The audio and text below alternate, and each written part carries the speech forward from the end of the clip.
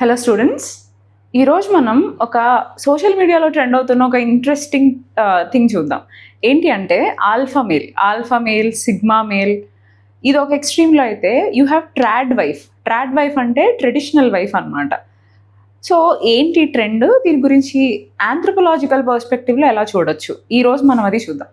So alpha male or sigma male, మనకి animal మూవీలో actually Ranbir Kapoor ఆ డైరెక్ట్ వర్షన్ వింటే he's like an alpha male. ఆయన కూడా చెప్తారు కదా స్టార్టింగ్లో ఆల్ఫా అని చెప్పి. సో ఈ ఆల్ఫా మేల్స్ అంటే ఎవరంటే దే ఆర్ మాస్క్యులన్, అంటే అగ్రెసివ్గా ఉండాలి, లైక్ గో గెటర్స్, చాలా అంబిషియస్గా ఉంటారు. ఎమోషన్స్ ఏంటంటారు పెద్దగా ఫీల్ అవ్వకుండా యూజువల్గా ఇలా మనకు ఒక రిప్రజెంటేషన్ ఇస్తారు ఆల్ఫా మేల్ అంటే.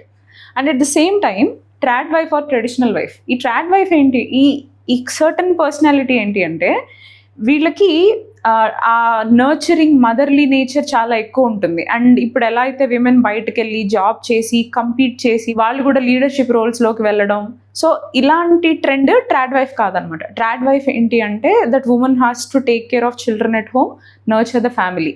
సో ఈ బోత్ ట్రెండ్స్ ఏంటి అంటే man is the one who is aggressive, who should be the economic contributor.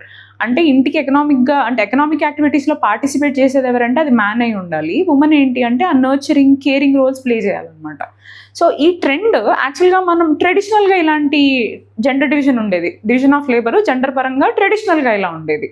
తర్వాత ఎప్పుడైతే విమెన్ కూడా బయటకు వచ్చి జాబ్ చేయడం కంపీట్ చేయడం స్టార్ట్ చేశారో ఈ ట్రెండ్ యాక్చువల్లీ డిస్టర్బ్ అయింది. బట్ అగైన్ ఇప్పుడు సోషల్ మీడియాలో this trend is back.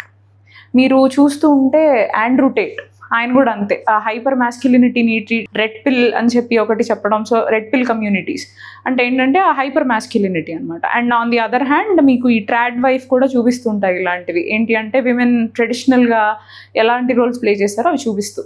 So ఎందుకు ఈ ట్రెండ్ మళ్ళీ ఎందుకు బ్యాక్ వచ్చింది అంటే దీనికి ఆంథ్రోపాలజీలో ఒక ఎక్స్ప్లెనేషన్ ఉంది. నార్మల్గా అయితే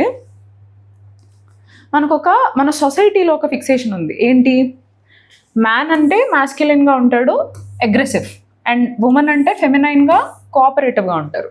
అండ్ ఈ ట్రైట్స్ వీళ్ళల్లో ఎలా వచ్చాయి అంటే దీనికి రీజన్ నేచర్ అండ్ బయాలజీ అంతే. Because he's a man, he's masculine and aggressive. Because she's a woman, ఆవిడ ఫెమినైన్ అండ్ కోఆపరేటివ్ అని. But culture and personality school ఆంథ్రోపాలజీలో ఒక ఇంపార్టెంట్ స్కూల్ ఆఫ్ థాట్ అనమాట. ఎందుకంటే అప్పటి వరకు biology is the basis for behaviour అని ఉన్న టైంలో ఈ కల్చర్ పర్సనాలిటీ స్కూల్ ఏం చెప్పింది అంటే for the first time cultural institutions, child rearing practices and societal expectations shape flexible mind into a specific personality type. అంటే పర్సనాలిటీ టైప్ అనేది biology కన్నా సోషో కల్చరల్ నార్మ్స్ ఎక్కువ డిటర్మైన్ చేస్తాయి. ఇది ఈ స్కూల్ ప్రపోజిషన్. అయితే దీన్ని సపోర్ట్ చేయడానికి యాక్చువల్గా వీళ్ళు ఈ కన్క్లూజన్ కూడా ఎందుకు వచ్చారు అంటే ఎవరైతే ఈ స్కూల్ ఆఫ్ థాట్లో ఆంథ్రోపాలజిస్ట్ ఉన్నారో, స్కూల్ ఆఫ్ థాట్ అంటే ఏం లేదు, ఇప్పుడు ఏదైనా సరే ఒక రెండు థింగ్స్కి మధ్య రిలేషన్షిప్ ఎస్టాబ్లిష్ చేయడం, ఇది ఇలా వర్క్ అవుతుందేమో, ఇందుకు వర్క్ అవుతుందేమో, అంటే ఆ రెండింటికి మధ్య రిలేషన్షిప్ అలా ఎందుకు ఉంది అని ఆలోచిస్తాం కదా. మనకి మేజర్గా ఈ సోషల్ సైన్సెస్లో ఆంథ్రోపాలజీ, సోషియాలజీ ఇలాంటి సబ్జెక్ట్స్లో ఏంటి అంటే డిఫరెంట్ పీపుల్ డిఫరెంట్ కౌజాలిటీస్ చూపించారనమాట. సో దాన్ని బట్టి డిఫరెంట్ స్కూల్స్ ఆఫ్ థాట్ వచ్చాయి. సో ఈ కల్చర్ పర్సనాలిటీ స్కూల్ ఏంటి అంటే పర్సనాలిటీ అనేది కల్చర్ వల్ల ఫామ్ అవుతుంది అని చెప్పారు. ఇందులో one of the important thinkers ఎవరు అంటే మార్గరెట్ మీడ్. అయితే దీనికి ఈ కన్క్లూజన్కి మార్గరెట్ మీడ్ ఎందుకు వచ్చారు అంటే మార్గరెట్ మీడ్ పపువా న్యూగిని అనే ఒక ఐలాండ్లో ఒక గ్రూప్ ఆఫ్ ఐలాండ్స్ అవి. సో అక్కడ కొంతమంది ట్రైబ్స్ని చూసారనమాట. అందులో ఫస్ట్ ట్రైబ్ అరపిష్. ఈ అరపిష్ ట్రైబ్లో జెండర్తో సంబంధం లేదు. Both men and women were brought up to be gentle, cooperative, peaceful and deeply responsive to the needs of others. అంటే ఈ ట్రైబ్లో irrespective of whether you're a man or woman అందరూ జెంటిల్గా, కోఆపరేటివ్గా, రెస్పాన్సివ్గా ఉన్నారు. అంటే ఇప్పటి టర్మ్స్లో మాట్లాడాలి అంటే అందరూ ఫెమినైన్గా ఉన్నారు. అదే ఇంకో ట్రైబ్ని విజిట్ చేశారు. ఆ ట్రైబ్ ఎవరు అంటే ముండుగుమోర్. ఈ ముండుగుమోర్ ట్రైబ్లో అందరూ అగ్రెసివ్గానే ఉన్నారు. Both men and women aggressive, fiercely aggressive, violent, కంపిటేటివ్గా ఉన్నారు అనమాట. అంటే ఇక్కడ అందరూ మాస్క్యులైన్గానే ఉన్నారు irrespective of whether you're a man or a woman. And ఇంకొక ట్రైబ్ని చూశారు, చంబులి. ఈ ట్రైబ్ ఏంటి అంటే ఇందులో రివర్సల్ ఉందన్నమాట. మన మోడర్న్ సొసైటీలో లేదా ట్రెడిషనల్ సొసైటీలో ఉన్న రోల్కి రివర్సల్ ఉంది ఇక్కడ. ఏంటి, women are economic backbone of the community. ఇక్కడ విమెనే ఫిష్ చేస్తారు, విమెనే ఎకనామిక్ యాక్టివిటీస్లో పార్టిసిపేట్ చేస్తారు, women are aggressive and managerial. అదే మెన్ని చూస్తే మెన్ మాత్రం ఎమోషనలీ డిపెండెంట్ అండ్ ఆర్టిస్టిక్గా ఉన్నారు అనమాట. సో ఇక్కడ చూసారా జెండర్ రోల్స్ రివర్స్ అయిపోయాయి. అండ్ హౌ డిడ్ దిస్ అంటే ఈ రివర్సల్ ఎందుకు జరిగింది అంటే దేర్ ఆర్ డిఫరెంట్ రీజన్స్ అనమాట. వాళ్ళ సోషియో కల్చరల్ నార్మ్స్ ప్రకారం ప్రతి ఇండివిజువల్ మైండ్ని ఇలా ట్రైన్ చేసిందనమాట. ప్రతి ఇండివిజువల్ పర్సనాలిటీని ఇలా ఫామ్ అయ్యేలాగా సొసైటీ ట్రైన్ చేసుకుంది. అయితే ఇదే కల్చర్ పర్సనాలిటీ స్కూల్లో ఇంకొక ట్రైన్ ఆఫ్ థాట్ కూడా ఉంది. అదేంటి అంటే కల్చర్ ఒకటే పర్సనాలిటీని ఇన్ఫ్లుయెన్స్ చేయడం కాదు, పర్సనాలిటీ కూడా కల్చర్ని ఇన్ఫ్లుయెన్స్ చేస్తుంది. సో ఇది ఎలాగా అంటే ఇప్పుడు మనం మన ఆల్ఫా మెయిల్ ట్రాడ్ వైఫ్ డిస్కషన్కి వద్దాం.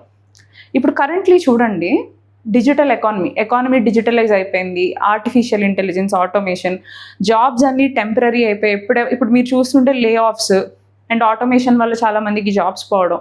And at the same time traditional 9 to 5 jobs అంటే మీరు 9 to 5 వర్క్ చేయడం, 1 month మంత్లీ శాలరీ రావడం, వీటి మీద కూడా ఇప్పటి జనరేషన్కి ఇంట్రెస్ట్ తగ్గుతుంది. సోషల్ మీడియా ఇన్ఫ్లుయెన్సర్స్ అవుతున్నారు, ఆంట్రప్రెనర్స్. సో అయితే వీటన్నిటిలో ఉన్న ఒక కీ ట్రెండ్ మనం అబ్జర్వ్ చేయాల్సింది ఏంటి అంటే ప్రతిదీ టెంపరీ అయిపోయింది, ఫ్లూయిడ్ అయిపోయింది. అంటే ఓల్డ్ సిస్టమ్ లాగా స్టేబుల్గా రిజిడ్గా లేదనమాట, ఫ్లూయిడ్ అయిపోయింది. ఈవెన్ రిలేషన్షిప్స్ చూడండి, డేటింగ్ యాప్స్ అంటే ఇంతకుముందు డివోర్స్ తీసుకోవడానికి ఆలోచించేవారు, ఇప్పుడు ట్రెండ్ ఆఫ్ డివోర్స్ కూడా పెరుగుతుంది. So everything has become so fluid. అంటే ప్రైమరీ ఇన్స్టిట్యూషన్స్ అంటే ఎకానమీని, రిలేషన్షిప్స్ని కవర్ చేసే ఇన్స్టిట్యూషన్స్ అని యాంగ్జైటీ క్రియేట్ చేస్తున్నాయి ఫ్లూయిడ్ అయిపోవడం వల్ల, స్టెబిలిటీ పోవడం వల్ల. సో ఇలాంటి టైంలో ఈ స్ట్రెస్లో కోప్ చేయడానికి individual personalities develop defensive psychological shield. So individual personalities ఏం చేస్తారంటే ఒక డిఫెన్సివ్ షీల్డ్ని ఫామ్ చేసుకుంటారు. ఎప్పుడైనా సరే హ్యూమన్ బ్రెయిన్ ప్యాటర్న్ సీకింగ్ అనమాట, దానికి ఒక ప్రెడిక్టబుల్ ప్యాటర్న్ కావాలి, స్టెబిలిటీ కావాలి. సో ఇప్పుడు వీళ్ళకి ఈ జనరేషన్లో ఎవరైతే ఉన్నారో వాళ్ళకి ఎగ్జిస్టింగ్ ఎకానమీ కానీ ఎగ్జిస్టింగ్ ఇన్స్టిట్యూషన్స్ కానీ స్టేబుల్గా లేవు, ఫ్లూయిడ్గా ఉన్నాయి. సో స్టెబిలిటీ కావాలంటే దే ఆర్ లుకింగ్ బ్యాక్, వెనక్కి చూసుకుంటున్నారు అనమాట. ఏది అంటే మన ట్రెడిషనల్ రోల్స్ ఏవైతే ఉన్నాయో, men being aggressive, powerful, bread earning and dominant and protective, and women being docile, gentle, maternal, nurturing, ఈ రోల్స్ని ఎక్కువ అడాప్ట్ చేసుకోవడానికి ఇష్టపడుతున్నారు. అండ్ ఇలా ఎక్కువ మంది ఇప్పుడు మీరు యూట్యూబ్ ఓపెన్ చేసి చూస్తే you will be looking at influencers ఇలాంటివి చెప్తూ, both men and women. So culture personality school ఏం చెప్తుంది అంటే ఇలాంటి పర్సనాలిటీ కనుక ఎక్కువ మంది, ఒక మెజరబుల్ నెంబర్ ఆఫ్ పీపుల్ కనుక అడాప్ట్ చేసుకుంటే కొత్త కల్చరల్ స్ట్రక్చర్ కూడా ఫామ్ అవుతుంది అని చెప్తుంది.